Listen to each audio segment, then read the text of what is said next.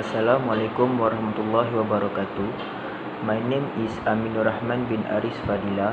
My number matrix is 14 DET1B I and my teammates want to present about topic cost of living, inflation. DUE 10012, Communicative English 1, Oral Presentation.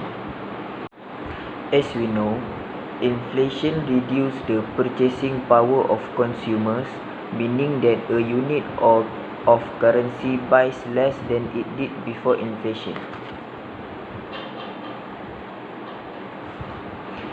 Inflation too is a rise in prices, which can be translated as the decline of purchasing power over time. The rate at which purchasing power drops can be reflected in the average price increase of a basket of selected goods and services over some period of time. The rise in prices, which is often expressed as a percentage, means that a unit of currency effectively buys less than it did in prior periods. Inflation can be contrasted with deflation, which occurs when prices decline and purchasing power increases.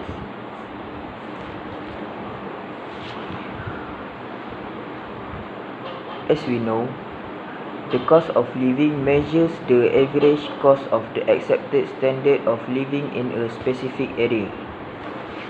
Cost of living too is the amount of money needed to cover basic expenses such as housing, food, taxes, and healthcare in a certain place and time period.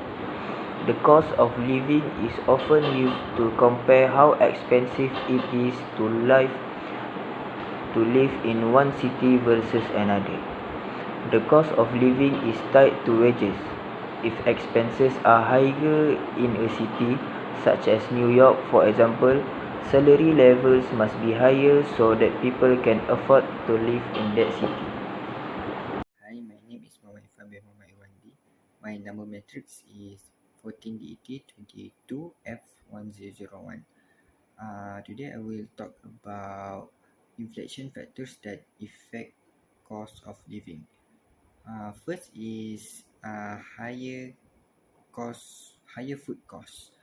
For example, food costs getting higher during pandemic because the food sources are hard to find. Second is higher gasoline costs. Higher oil price raise inflation indirectly because crude oil is a key ingredient in petrochemicals used to make plastic. So more expensive oil will tend to increase the price of many products made with plastic. Third is higher utility costs.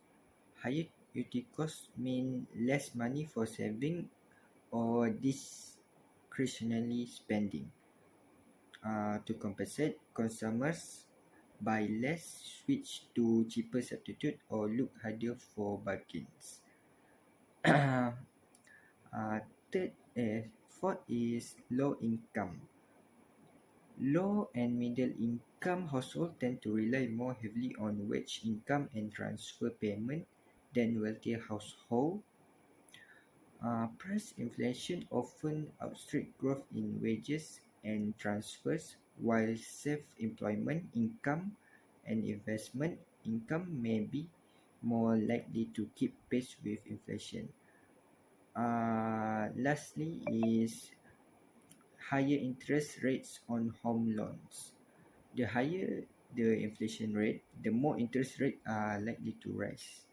This occurs because lenders will demand higher interest rates as compensation for the decrease in purchasing power of the money they are paid in the future.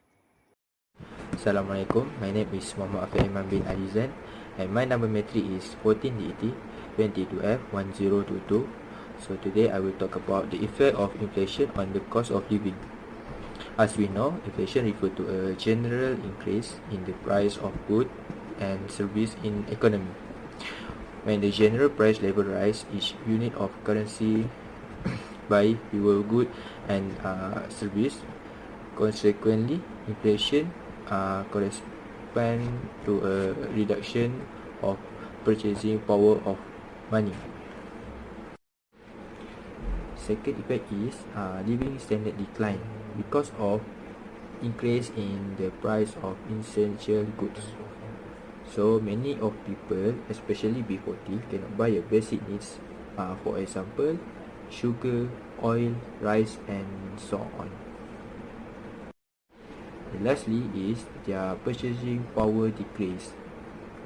It happens because occur due to sudden increase in the price of goods. The economy will be affected, and especially national currency will fall. Assalamualaikum. My name is Umar Wafi bin Rody and my number metric is 14 DET22F1030.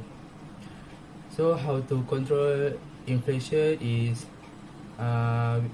with the first step we can do a price controls. Price controls are price caps or floors mandated by the government and applied to specific goods. Another step, investing in self-skills.